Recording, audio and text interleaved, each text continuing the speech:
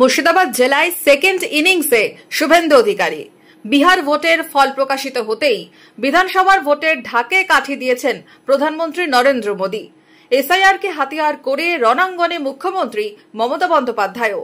এবার মুর্শিদাবাদে এসে কার্যত 26-এর ভোটে বিজেপির সুর বাঁধলেন রাজ্যের বিরোধী দলনেতা শুভেন্দু অধিকারী।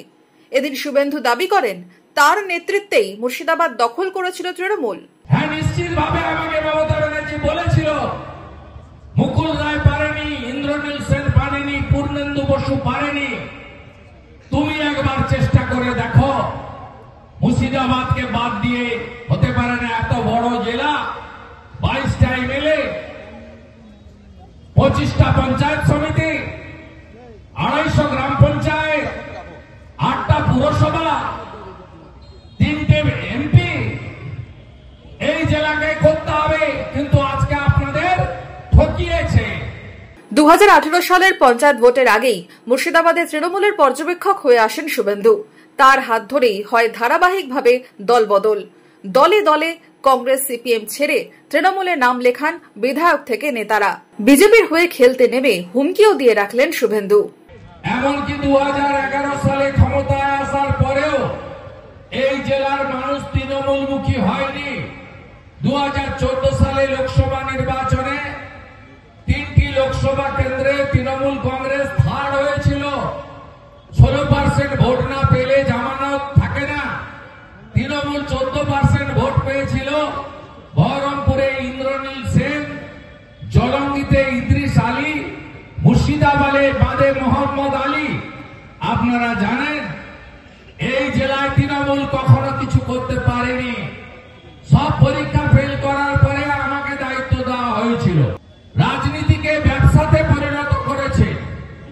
এই জেলাতে তৃণমূল কংগ্রেস সাম্প্রদায়িক রাজনীতির বীজ বপন করেছে। এই জেলাতে তৃণমূল কংগ্রেস গুন্ডামি এবং বোমা বন্দুকের রাজনীতির পরিবেশ তৈরি করেছে। 22টা সিটে তৃণমূলকে আমি এখানে এনেছিলাম, 26-এ শূন্য করব। গোল্লা নিয়ে বাড়ি যাবে মমতা ব্যানার্জি। 2020 সালের শেষের দিকে সেই তৃণমূল ছাড়েন শুভেন্দু। 2021-এর ভোটে মুর্শিদাবাদে যদিও মাত্র 2টি আসনে জয়ী হয় বিজেপি। 2024-এর লোকসভা ভোটেও মুর্শিদাবাদের 3 আসনের 3টি দখল করে তৃণমূল। তবে 26-এর আগে মুর্শিদাবাদের বিজেপি কর্মীদের মনোবল ফেরাতে ময়দানে সেই শুভেন্দু অধিকারী। 21-এ আমরা দুটো পেয়েছিলাম, 20টা সিটেই বিজেপির সঙ্গে লড়াই হয়েছে তৃণমূলের। কংগ্রেস পারেনি, কংগ্রেস থার্ড হয়েছে।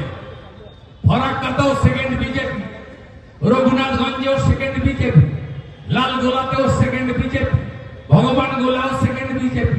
আর এই বড়ুয়া সিট তো গণনা কেন্দ্রে নিয়ে নিয়েছে 1700 ভোটে। এই সিট তো আপনারা আমাদের জিতিয়ে দিয়েছিলেন, এটা বিজেপির সিট। একদম ভয় পাবেন না। সভা থেকে দিলেন তৃণমূলকে উপড়ে ফেলার ডাক। কাকে ডিটেনশন ক্যাম্পে পাঠানো হয়েছে নাম বলুন। বলুন উত্তরপ্রদেশে, গুজরাটে, মহারাষ্ট্রে সংখ্যালঘু মুসলিমরা ধর্ম পালন করতে পারেন হ্যাঁ কিনা?